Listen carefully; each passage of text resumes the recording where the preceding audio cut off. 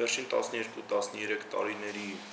կտրվածքով Թուրքիայում բավական անսովոր իրավիճակ է ստեղծվել, քանի որ մինչ այդ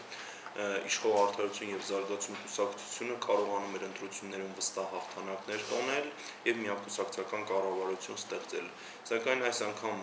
իշխող կուսակցության խաղաքարտերը խառնվել են իրար և նա ստիպված է գնալ կոալիցիոն կառավարություն ստեղծելու, ինչն էլ առաջ է բերել ներքաղաքական լուրջ ճգնաժամ Թուրքիայում։ Այժմ հիմնական խոսակցություններն այն բանի մասին են, թե Արդարություն և զարգացում կուսակցությունը ում հետ կարող է կոալիցիա ստեղծել, սակայն որևէ արդյունք անգամ հայտարարությունների մակարդակով դեռ չկա, ինչը նշանակում է, որ դեռ որոշ ժամանակ այս խառնակ իրավիճակը շարունակվելու է։ Մեզ համար, հայերիս համար առավել կարևոր էր կամ այսպես ասենք առավել հետաքրքիր էր այն, որ Թուրքիայի խորհրդարան անցան ազգությամբ հայ 3 падգամավոր, 3 տարբեր քաղաքական ուժերը ներկայացնող։ Ես դեռևս ընտրություններից առաջ կանխատեսել էի, որ առնվազն 2 падգամավոր լինելու է, իսկ քրդական ուժի հաջողության դեպքում նաև 3 падգամավորը, եւ տեսանք, որ քրդական ուժը լուրջ հաջողություն գրանցեց, ժողովուրդների դեմոկրատական կուսակցությունը նրանից սպասում էին գոնե որ կարողանա հաղթարել 10%-անոց անցողիկ եւ հարցը հենց այդ տիրույթում էր, թե արդյոք կկարողանա հաղթարել թե ոչ, եւ տեսանք, որ ոչ միայն կարողացավ հաղթահարել անցողիկ շեմը, այլ նաեւ 13% ձայն հավաքել, ինչը ուղղակիորեն վնասեց Էրդողանի կուսակցության իշխող Արդարություն և զարգացում կուսակցությանը, որը կորցրեց իր աթոռների մի զգալի մասը խորհրդարանում։ Թուրքիայի ընդհանրապես ընտրությունները բավական բարդ հաշվարկի արդյունքում են դասավորվում ըստ աթոռների խորհրդարանում, եւ այս անգամ այնպես ստացվեց, որ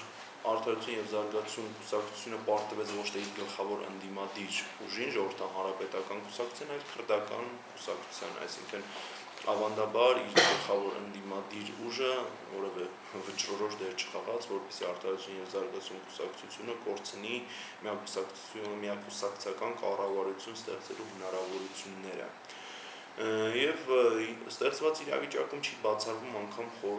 նոր խորհրդարանական ընտրություններ, այսինքն եթե ճգնաժամը հանգուցալուծում չգտնի,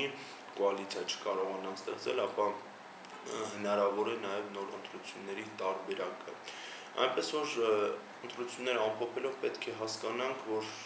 ընդհանրապես նախորդ ընտրություններին ևս քրդերի ձայնը վճռորոշ է եղել Էրդողանի գլխավորած Արդարություն և զարգացում կուսակցության համար։ Եվ այս անգամ հենց քրդերի ձայների պակասը եւ քրդական կուսակցության ի հայտ գալը որպես լուրջ քաղաքական ուժ խանգարեց, որպեսզի Արդարություն և զարգացում կուսակցությունը միակուսակցական կառավարություն ձևավորի։ Այնպես որ այստեղ մեզ համար նույնպես պետք է կարևոր հետևություններ անել առ այն, որ քրդական գործոնը շարունակում է Թուրքիայում կշիռ ձեռք բերել եւ արդեն նաեւ քաղաքական ասպարեզում լուրջ գործոն է դարձել։ Եվ եւս մեկ նրբություն կուզեի առանձնացնել այն, որ եթե դիտարկենք զուտ ներկայիս Թուրքիայի հին Հայաստանի Հանրապետությանը սահմանակից նահանգներում ընտրությունների արդյունքները, ապա տեսնում ենք, որ այստեղ գերազանցապես քրդական ուժն է հաղթել։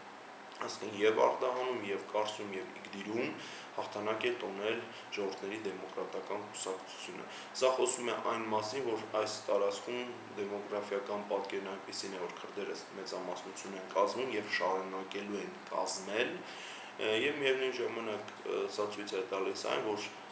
Հայաստանի Հանրապետությանը անմիջապես սահմանակից ներկայիս Թուրքիայի նահանգներում քրդական քաղաքական ուժը նույնպես վերելք է ապրում, որովհետև նախորդ ընտրություններում այստեղ կամ հաղթել են ազգայնականները, կամ հաղթել է Էրդողանի կուսակցությունը, սակայն այս ընտրություններում դոմինանտ ուժը հենց քրդական քաղաքական ուժն էր։ Իսկ ասես հայերի ներկայությունը խորհրդարանում ինչ կտա մեզ Հայաստանին ցեղասպանության ընդունման կամ ճանաչման հետ կապված։ Իրականում որևէ ռեալ արդյունք սպասելն անիրատեսական է, որովհետև 3 падգամավոր այն էլ տարբեր քաղաքական ուժերի ներկայացուցիչներ, որոնք գերազանցապես հետևելու են իրենց քաղաքական ուժի քաղաքականությանը, սպասել լրջագույն զարգացումներ այստեղ պետք չէ։ Այսինքն հայկական հարցի տեսանկյունից լուրջ վերափոխումներ նրանք իզորու չեն կատարել։ Հարցը այլ է, եթե խոսենք Թուրքիայի հայերի կյանքի կենցաղի մասին, Հնարավոր է որոշ հասարակական, մշակութային, կրթական փոփոխություններ լինեն, որոնք կլինեն տեղային բնույթի, այսինքն գլոբալ ինչ-որ փոփոխություններ սպասել պետք չէ։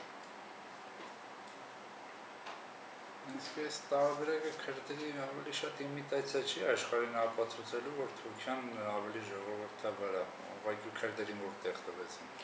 Քրդերին տեղ տալը ցույց տալու համար որ ժողովրդավարությունը Թուրքիայի համար հղի է լուրջ վտանգներ է, որովհետև մասնատման խնդրի առաջ է կանգնած։ Վտանգը ինքը միշտ ունի այս։ Միշտ ունեցել է, բայց այս դեպքում զուտ ժողովրդավարության իմիջի համար զոհել նախագահական պետության անցման այդ բարեփոխումների նախագիծը, ընդհանրապես իշխանությունը զոհել եւ թուրքական պետության ավանդույթներին դեմ գնալ զուտ իմիջի համար իրատեսական չէ։ Իսկ այն հայտարարությունը, որ եթե կոալիցիա չկազմեն նորից խորհրդարանական ընտրությունները, չի նշանակում կարող է քրդերը նորից ընկնեն Եվրոպա։ Այդ 10%-ի շեմը այս անգամ չհաղթահարեն։ Դա արդեն լուրջ հետևանքներ կբերի Թուրքիայում եւ կսկսի լուրջ քրդական բախումների նոր ալիք, ընդ որում ես կարծում եմ, որ աննախադեպ ալիք կլինի, որովհետեւ արդեն ցույց են տվել, որ կարողացել են 13%-անոց շեմը հաղթել, ընդ որում շատ քրդեր միավորվել են, իսկ միավորվելը քրդերի մոտ այնքան էլ լավ չի ստացվում եւ սա ցույց է տալիս, որ արդեն որպես քաղաքական միավոր նրանք նույնպես կայանում են, ուստի այս դեպքում Թուրքիայի համար շատ ավելի բարդ է լինելը, որովհետև կա կազմակերպված քաղաքական ուժ, կան արդեն որոշակի արդյունքներ, որոնց խեղաթյուրումը կբերի լուրջ ուզումների, շատ լուրջ ուզումների Թուրքիայում։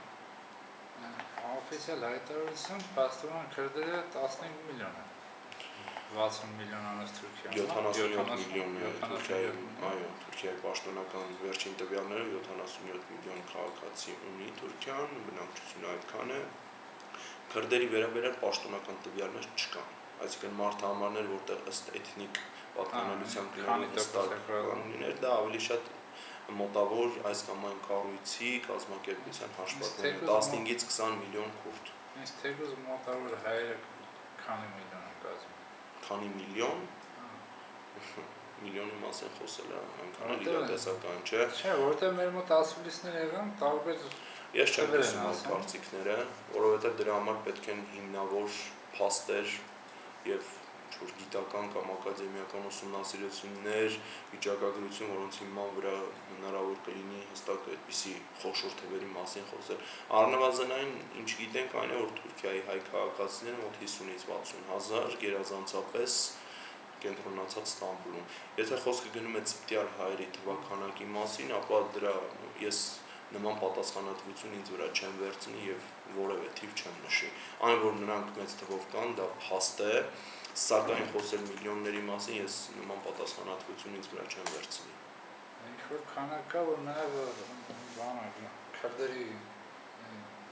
բանի տակը չէ գնում։ Քրդացած, այսինքն դե հենց ծպտյալ հայերի զգալի մասը քրդացած է կամ մի մասն է թուրքացած է, այստեղ այդ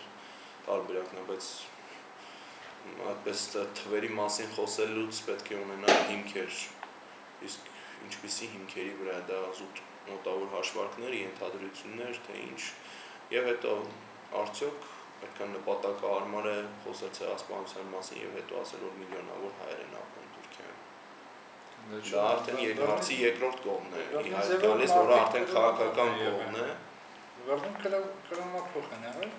Դա նույնպես ընդհանրապես ցեղասպանության կոնվենցիայի կետերից մեկի տակ տեղավորվում է, սակայն մենք այլ փաստարկներ ենք բերել արդեն 100-ամյակ եւ հիմա արդեն այդ փաստարկների մասին ենք փորձում խոսել, ինչը արդեն սա ավելի շատ քաղաքական տիրույթում քննարկելիք հարց է, ոչ թե դեմոգրաֆիական վիճակագրություն։ Չէ, օրինակ ասած մի բան կա, պատմությունից օրինակ գալիս է այն հայերը, որ շինարարներ են եղել, որ արհեստավորներ են եղել, հիմնականում այն ժամանակ կոտորածների ոնց որ ինչ-որ շրջանցել են, թուրքական ինչ-որ բան է եղել։ Այսինքն եթե գյուղում եղել է մեկ դարբին, ազգությամբ հայ է եղել, իհարկե պետք է նրան, այսինքն ինչն է խնդիրը, այնպես անել, որ հայերը կամ ոչնչանան կամ ճնշող փոքրամասնություն կազմեն կամ ուծացվեն, կրոնափոխ լինեն եւ էթնիկ տեսանկյունից փոխվեն, այնպես որ նման դեպքեր կան, բայց դա փոքրամասնության մասն է խոսքը, ոչ թե մեծամասնության մասին։ այնպես որ ես այդ գնահատականներին բավական զգուշ եմ մոտենում, ես չեմ հեշտքում, որ հնարավոր է այդպես լինի, առնվազն ես գիտական հիմքեր չունեմ նման հայտարարություններ անելու։ Ասած ասեմ, որ մոտ ապագայում դժվար թե մենք Թուրքիայի խորհրդարանում ձայների առավել քանակ ունենանք, հա։ Դա փոքր արդեն Եթե ծպել մոլորակից եք բաներ։ Չէ, եթե օրինակ քրդերը որ եկել են ծպտարան, մեջը ահագին մարդ խոստովանեցին, որ իրանք հայկական Ընդհանրապես մոդա էլ է խոսել հայկական արմատների մասին, դա նույնպես հաշվի առեք եւ ոչ բոլոր հայ ներկայացնողներն էթնիկ հայեր։ Այնպես որ գանձ որոնողների տենդը դա համատարած տենդ է քրդերի մեջ ու անձամբ ինձ եւ գրեթե ամեն շաբաթ մեկ քուրդ գրում է թե քարտեզ կա հայեր են բան, բայց ես գրեթե մեծամասնության դեպքում վստահ եմ, որ նրանք զուտ գանձ որոնելու համար իրենց էթնիկ հայ ներկայացնող խմբեր են, այնպես որ դա պետք է հենց անձնական շահերի հետ հիմնականում կապել, թե ինչու են հայ փորձում ներկայանալ։ Գանձ որոնելը այնտեղ տենդ է ու հենց այդ գանձ որոնելու արդյունքն է, որ Արևմտյան Հայաստանի պատմամշակութային ժառանգությունը կորցնում ենք։ Այսինքն անգամ երևի թուրքական պետությունը, որ ուզենար, այդքան վնաս չէր հասցնի, ինչքան գանձ որոնողներն են անում, փոսեր փորելով ու եկեղեցիների հիմքերը քանդելով, այնպես որ դա նույնպես լրջագույն խնդիր է։ Շնորհակալություն։